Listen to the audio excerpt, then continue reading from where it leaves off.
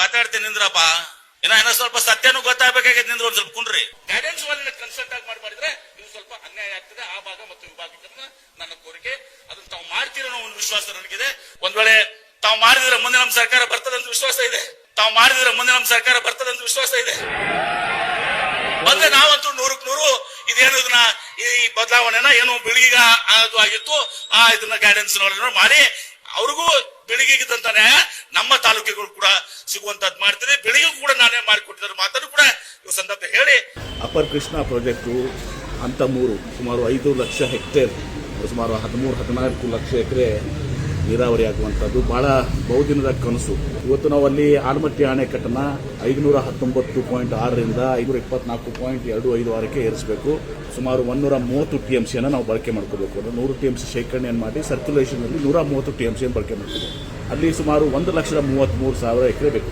ಅದರಲ್ಲಿ 75,000 ಎಕರೆ ರೈತರ ಭೂಮಿಗಳು ಮುಳುಗಡೆ ಆಗ್ತವೆ ಹಿನ್ನೀರಿಂದ, ಡ್ಯಾಮ್ ಹೈಟ್ ಇನ್ಕ್ರೀಸ್ ಮಾಡಿದಾಗ, ಮತ್ತು 20 ಹೊಳೆಗಳ ಸ್ಥಳಾಂತರ ಆಗ್ತದೆ.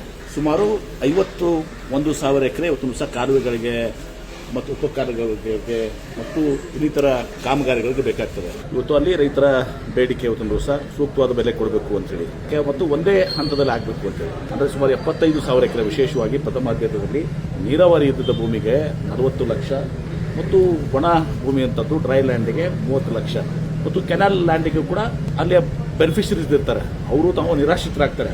ಡ್ರೈ ಲ್ಯಾಂಡ್ ಇದ್ದರೆ 25 ಲಕ್ಷ, ಕೆನಾಲ್ ಲ್ಯಾಂಡ್ನಲ್ಲಿ ಏನಾದರೂ ನೀರಾವರಿ ಇದ್ದರೆ ಅದಕ್ಕೆ 30 ಲಕ್ಷ ಈ ಪರಿಹಾರಕ್ಕೆ ಕೊಡುವಂಥದ್ದು ಉತ್ತಮ ನಿರ್ಣಯ ಆಗಿದೆ.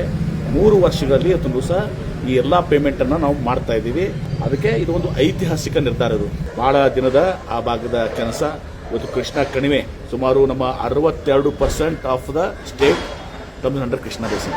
ಸೊ ಹೀಗಾಗಿ ಪ್ರತಿ ವರ್ಷ ಸುಮಾರು 200 TMC 300 TMC ಸಂದರ್ಭ ಬಂದಾಗ 1,000 TMC ಇವತ್ತು ಸಹ ನಾವು ಹೈಟ್ ಇನ್ಕ್ರೀಸ್ ಮಾಡದೇ ಇರೋದ್ರಿಂದ ಹರಿದು ಇವತ್ತು ಸಹ ಆಂಧ್ರಕ್ಕೆ ಮತ್ತೆ ಸಮುದ್ರಕ್ಕೆ ಹೋಗ್ತಾ ಇದೆ. ಅದನ್ನು ನಾವು ಉಪಯೋಗ ಮಾಡ್ಕೊಳ್ಳುವಂಥದ್ದು ಅದು ಶೀಘ್ರದಲ್ಲಿ ಆಗಬೇಕು. ಮತ್ತು ಇನ್ನೂ ನೋಟಿಫಿಕೇಶನ್ ಆಗಿಲ್ಲ, ಕೇಂದ್ರ ಸರ್ಕಾರ ನೋಟಿಫಿಕೇಶನ್ ಮಾಡಬೇಕು. ಯಾಕಂದರೆ ಅಂತಿಮ ಆಗಿದೆ.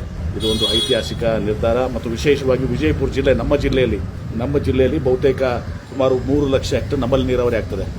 ಬಾಗಲಕೋಟೆ, ಗುಲ್ಬರ್ಗ 9 ಉಪಯೋಜನೆಗಳಿವೆ, ಕೊಪ್ಪಳ, ಎಲ್ಲ ಭಾಗಗಳಿಗೆ ನೀರಾವರಿ ಆಗುವಂಥ ಒಂದು ಮಹತ್ವದ ಯೋಜನೆ ಇದು. ನನ್ನ ಮುಖ್ಯಮಂತ್ರಿಗಳಿಗೆ, ಉಪಮುಖ್ಯಮಂತ್ರಿಗಳಿಗೆ ಎಲ್ಲರಿಗೂ ನಾನು ಅಭಿನಂದನೆ ಸಲ್ಲಿಸ್ತೇನೆ.